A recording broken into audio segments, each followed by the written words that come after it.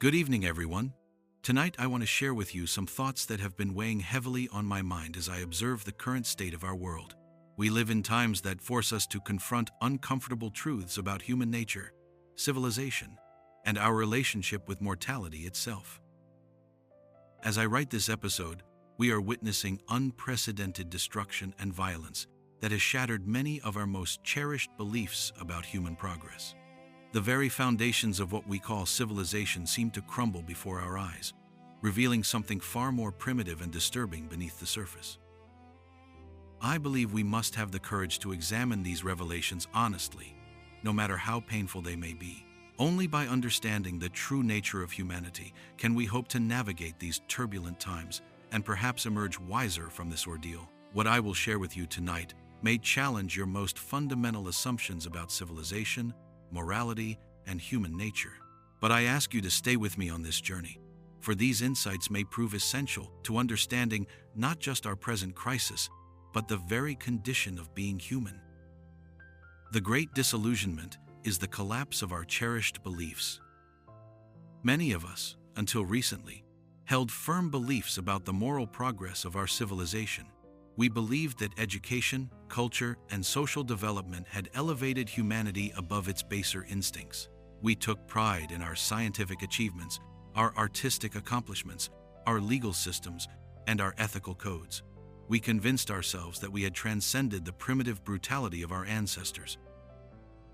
How wrong we were! The current global conflict has stripped away these comforting illusions with brutal efficiency. Nations that we considered the pinnacle of civilized achievement have revealed themselves capable of the most systematic and ruthless destruction. The same societies that gave us great literature, magnificent art, and profound philosophy have unleashed unprecedented violence upon the world. The thin veneer of civilization. What we are witnessing is the revelation of a fundamental truth.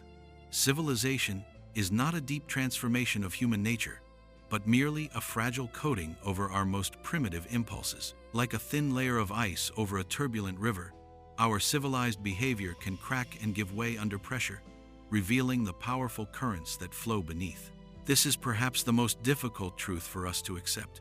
We desperately want to believe that our education, our culture, our moral training have fundamentally changed us.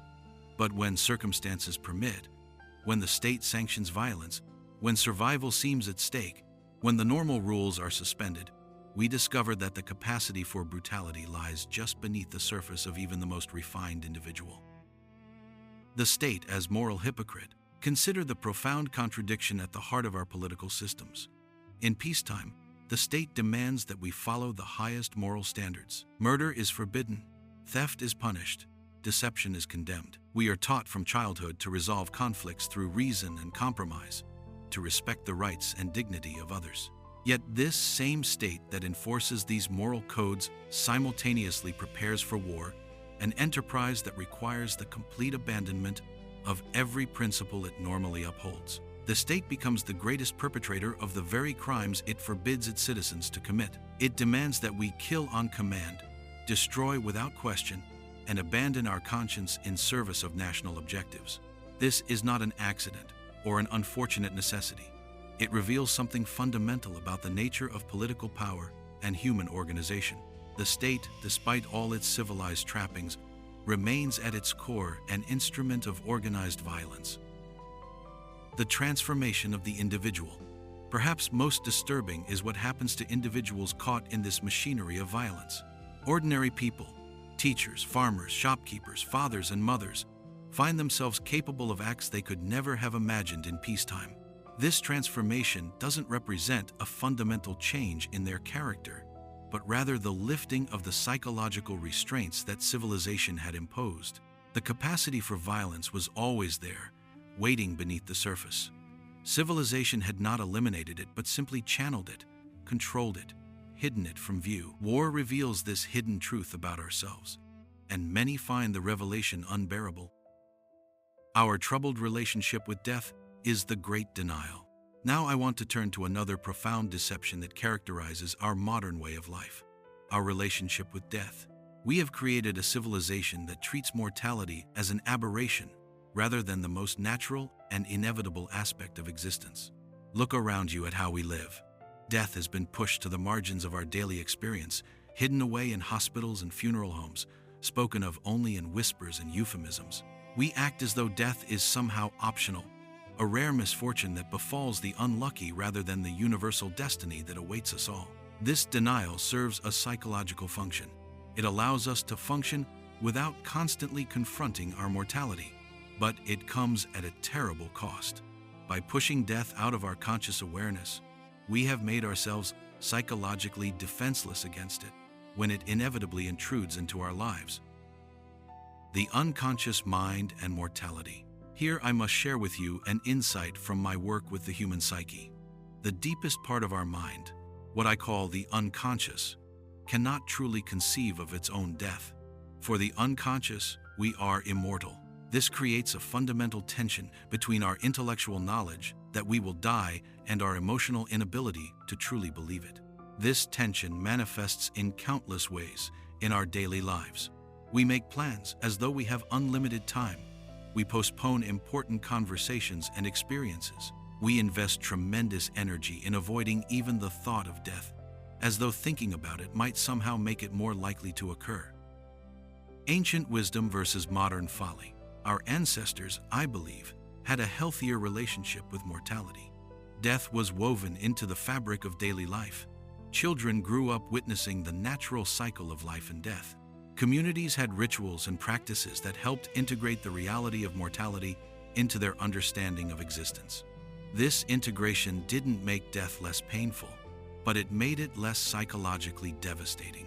When death was expected and prepared for, when it was seen as part of the natural order rather than as an enemy to be defeated, people could face it with greater equanimity. We, in our supposed advancement, have lost this wisdom.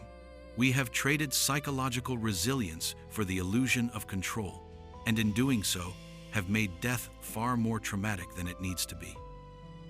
War as the return of the repressed. The current conflict forces us to confront the reality we have spent so much energy avoiding. Death is no longer hidden away. It dominates the headlines, fills our thoughts, intrudes into our dreams. The careful psychological defenses we have constructed are overwhelmed by the sheer scale of mortality that war brings. This confrontation with suppressed reality creates a kind of psychological crisis. We are not prepared for this encounter with death because we have spent our entire civilization trying to avoid it.